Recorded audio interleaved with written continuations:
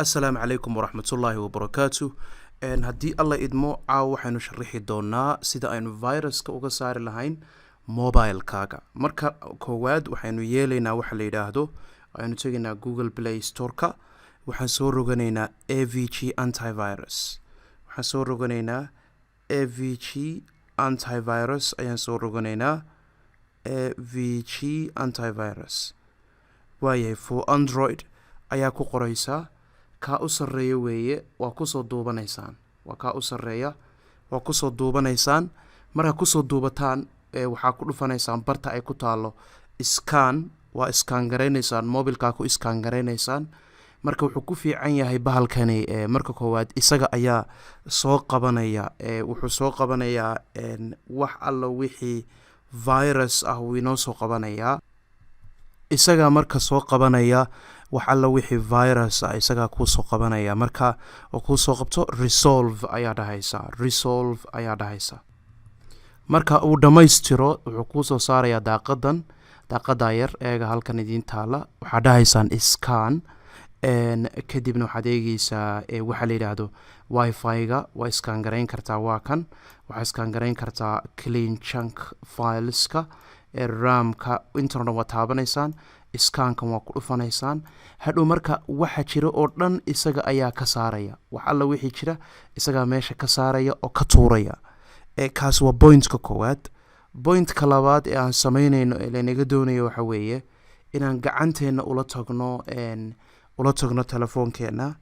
oo waxa naga doonaya waxa weeyaan dhowrka waxa naga rabo waxa weeye inaan ku soo kicino wax la yiraahdo boot safe mode aan ku soo boot gareyno ku soo kicino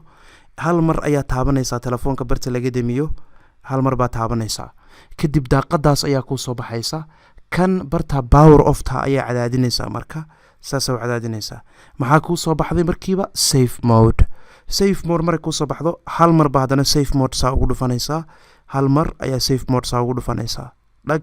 ayaa siinaysa marka inta uu soo kacayo ayaynu sugaynaa oo aynu eegno marka wuxuu ku soo saarayaa eega halkan waxa inoo yaala meel ay ku taalo safe mode xagan hoose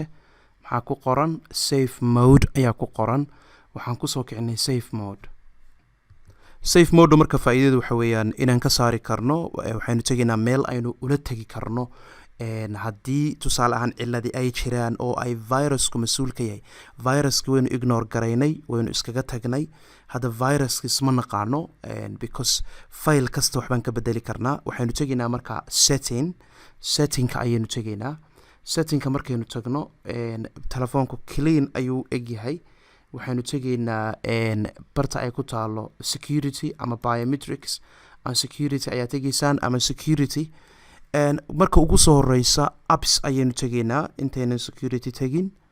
apps ayaynu tageynaa hoos ma raacaynaa apps and notifications appska marka waxaad ka eegaysaan applications aydan isticmaalin tusaale ahaan kanoo kale waan saaraynaa waxaan leenahay uninstall ayaan leenahay maadaama ay tusaale kanoo kale ma isticmaalno uninstall baan leenahay applicationska mar hore kuugu dambeysay ama aadan isticmaalin ama aad iska badaysay kuwaas oo dhan waa inaad meesha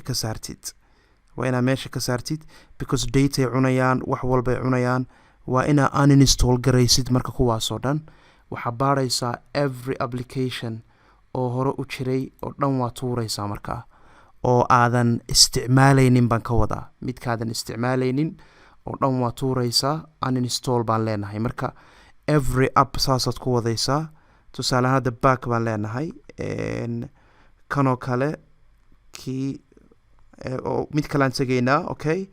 so dictionary-gan maba isticmaalno okay waxaan leenahay isna haddii aad iska saaraysid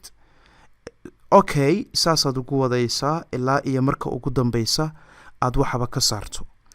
waxaa jira oo faa'iido isna leh oo aan rabaa inaan idin tuso qaybtan markaan ka baxno qayb kale oo iyadan ilaado administratorka horta application keeba awood u leh oo security admin-ka haysta halkan waxaa ku qoraysaa waxa la yiraahdo device admin apps halkaas oo kale ku qor device waxaa ku qortaa device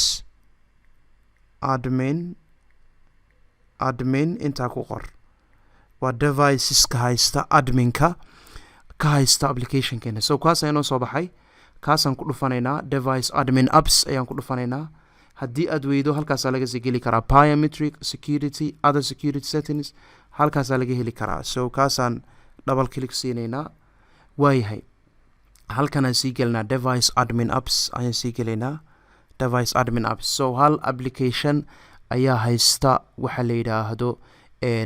admin application waa kan waxaa la dhahaa find my device ayaa la dhahaa kaas haddaad rabto kuwo kale hadday joogaan tigta ayaad ka qaadi kartaa hadday kuwo kale joogaan deactivate ayaad dhigi kartaa hadda laakiin kaas waan ugu talagalnay ha iskaga jira kaasi marka intaasi waa inta ugu muhiimsan oo aad kaga saari kartaan mobileka so safe modeka see hadhowto haddana ugu soo kicin kartaa oo aad dib uga laaban kartaa caadi ayaa usoo restart garaynaysaa telefoonka restart garee caadi baa usoo restart garaynaysaa markaad soo restart garayso waa sugaysaa intuu soo restart garo marka waa arkaysaan safe modeki uu ka baxay telefoonkii wax badan oo jirayna meesha uu ka saarayaa oo haddii applications tiro badan ay jireen oo aadan isticmaalin oo aad iska soo saartay so aad baa ugu mahadsantihiin daawashadiina waxaan rajaynayaa inaad la wadaagi doontaan asxaabta kale asalaamu calaykum